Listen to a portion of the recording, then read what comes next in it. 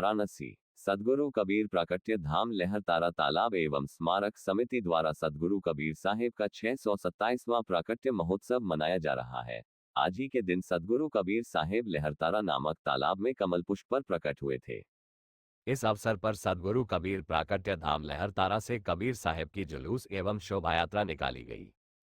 शोभा यात्रा में आगे कबीर साहिब की प्रतिमा, उसके बाद सद्गुरु कबीर प्राकट्य धाम के मुख्य पंथ हजूर अर्धनाम साहिब, आचार्य कबीर पंथ, धर्माधिकारी सुधाकर साहिब शास्त्री, अन्य संत, महंत, भक्त, हंस एवं श्रद्धालुओं के पीछे बैंड बाजे, डीजे पर संगीतमय कबीरवाणी, भजनों पर सभी आनंदित, थिरकते, झूमते चल रहे थे, मानो जैसे साहिब स्वयं सभी बीच आगे आगे मार्ग दिखा रहे हैं।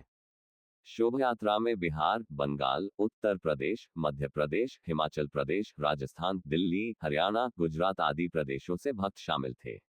शेखर पांडेय, निष्पक्ष काशी न्यूज चैनल को लाइक, शेयर, सब्सक्राइब करें और खबरों से जुड़े रहे।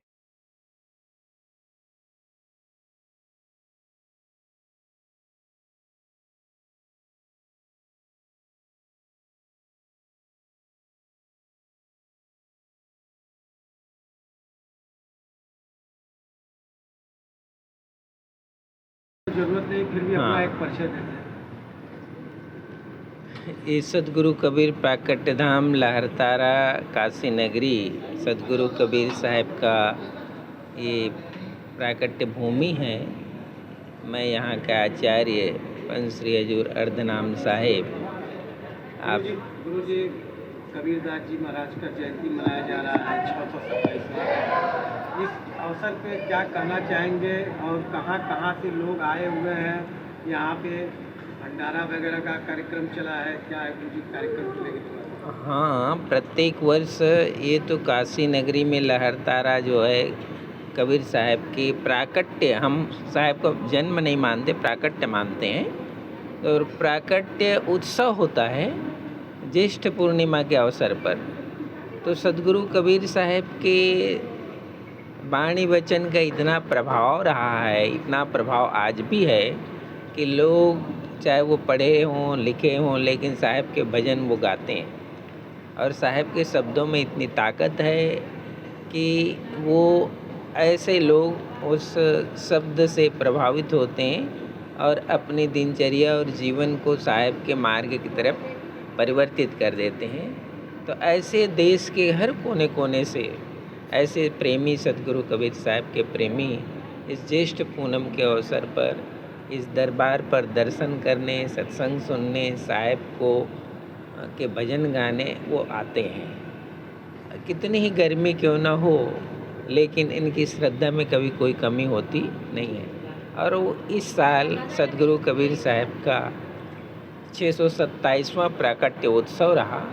तो इस उत्सव में भी हजारों की संख्या में भक्त प्रेमी आए और 3 दिनों तक दर्शन सेवा का उन्होंने लाभ प्राप्त किया।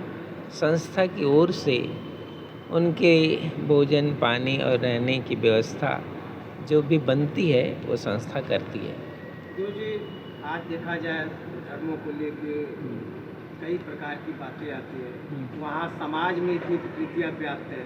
आज कबीरदास को विचारों की, उनकी वाणियों की कितनी अहम भूमिका आज देखी जा सकती है? देखिए, ये कबीर साहब की ही विचार की भूमिका रही है कि बहता पानी की तरह कबीर साहब का वाणी का प्रभाव रहा कि आज भारत के हर कोने में, चाहे वो गांव हो, देहात हो, शहर हो, कबीर साहब के वचन के प्रभाव से लोगों का जीवन सरल, निर्मल और पवित्र है। इसका जीता जागता उदाहरण हजारों की संख्या में इस गर्मी में काशी नगरी में जो भीड़ आती है उससे आप पता कर सकते हैं। और सद्गुरु कबीर साहिब के वाणी वचन उपदेश में आडंबर नहीं है, क्रियाकर्म में आडंबर नहीं है, सहजता है। सहजे सहजे सब गए सुतवित काम निकाम, संतों सहज समाधि भली है। वो तो यहाँ तक कहते जो कुछ करूँ सो पूजा, मतलब तुम्हारा हृदय इतना पवित्र है कि जो तुम कुछ कर रहे हो वो सब पूजा हो गई। उस अलग से क्या पूजा करोगे?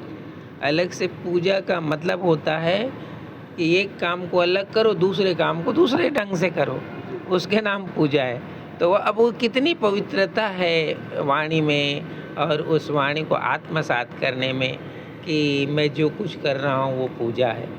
हजारों की संख्या में भक्त आए हाँ। और आपके यहाँ से जुड़े हुए मठ से क्या कहना चाहेंगे उन भक्तों के लिए? हम तो अपने भक्तों के साथ साथ भारत देशवासियों के लिए भी कबीर साहब का ये जो संदेश है, प्रेम का संदेश, भाईचारे का संदेश, मानवता का संदेश जो सदगुरु कबीर साहब ने दिया, उसकी महती आवश्यकता है।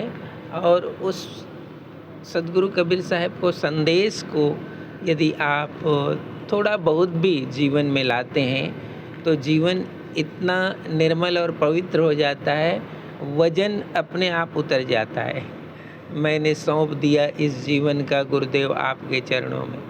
जीवन की जितनी समस्याएं हैं वो सब साहिब के वाणी वचन के प्रभाव से उतर जाता है, इतना साहिब का प्रभाव है। तो सबके लिए ये संदेश है कि आप प्रेम, सद्भाव, मानवता का जो साहिब ने संदेश दिया उस ज़माने में, आज भी उसको अपनी आप पूंजी बनाएं, धन बनाएं और उससे आप धनी हो जाएंगे। पड़े रहो दरबार में, धका धनी का खाए, एक दिन ऐसा आएगा आप धनी हो जाओ। आप किसके धनी? धनी हैं जो ज्ञान से, भक्ति से, साधन से जो धनी हैं, उसके समीप रहने वाला हर शिष्य धनी हो जाता है ना। ये सदगुरु का संदेश है जो सबके लिए ये ढेर सारी शुभकामनाएं। ठीक धन्यवाद। ठीक।